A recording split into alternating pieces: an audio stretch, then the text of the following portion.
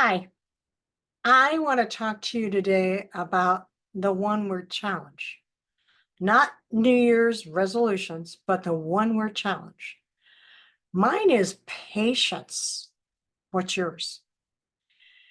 The one word challenge is where you choose a word after prayer and seeking guidance, pausing and really to focus in on the upcoming year. Seems simple? Not necessarily so. I will share my experience. If I haven't met you yet, I'm Mary Ellen Collins, and I'm the founder of the ministry. And I'm delighted that you are chosen to spend your time with me. What a privilege it is to be able to share with you. If you're aware of others who have also difficulty, I'm sure I'm not the only one with making New Year's resolutions. Share this message with them. Make sure and comment. Let me know. Let them know that they should watch this video. Well, so let me get talking about this is the time of year where we make New Year's resolutions. And boy, we have great ideas. We know what we need to do differently. My question is, how many have you kept from last year? My list is really slim. I mean, it's down to 0. I usually do really well in the beginning. Then after a few short months, or maybe just a little short period of time, my resolutions are past history until the next year when I try again. I don't think I've ever succeeded a whole year with keeping a New Year's resolution. But I guess I'm right in the norm. Did you know that 9 out of 10 people will fail with their resolutions and 50% will fail by the end of January? Well, that fits me for sure, for sure. But I was introduced to the one word challenge in 2017 by a dear friend and volunteer in the ministry. The one word challenge, as I said before, is where you choose a word after prayer, guidance, and pausing to focus on the upcoming year. It's really not that easy. In a past year, I chose the word transparent.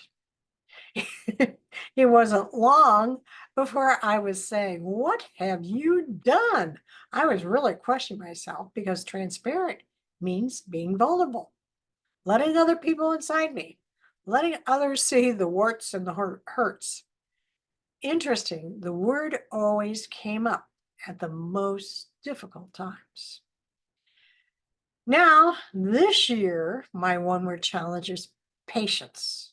I'm already doubting why in the world I chose this word.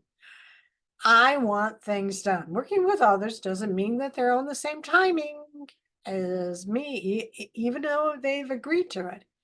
Patience is waiting and waiting and waiting and waiting until God says it is time. One word gives you meaning, it gives mission, passion, purpose. One word helps you focus on what matters most. One word is simple, powerful, and it makes a difference. Over the years, I've had words like surrender, serve, pray, rise, forgives, not be still, transitions, and this year it's patience. Each word has shaped and molded me into the person I am today. It's almost like a decision-making point. Looking back at the words really chose me at the right time. They were things I really needed to focus on. I say chose me because I never chose a word just randomly to be choosing a word.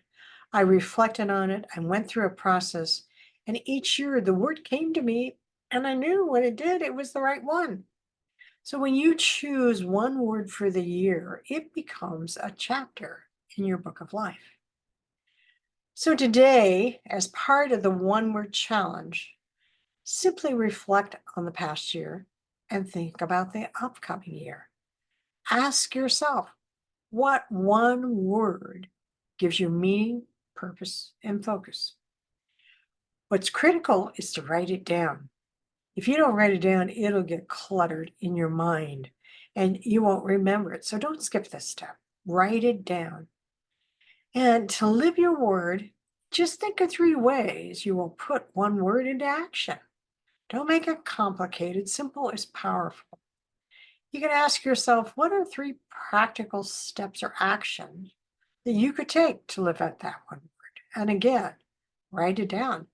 You still may not have any idea what your word is going to be this year. That's okay. It doesn't always come right away. Give it some time. Instead of randomly picking a word, allow the word to choose you. Your word will come. May not be in January, maybe February, but it will come. One of the other things you can do is write down a list of words that come to you. Pick the top 3 that stand out to you more than the other words. Now, give yourself some time to see if any of the top 3 is your word, but be open. Sometimes a word will come to you totally out of the blue. Some questions you might ask yourself to get yourself thinking about what your one word would be is, what do you want to focus on this year? What's in your way? What do you need more of? What do you need less of? What needs to change? What matters most?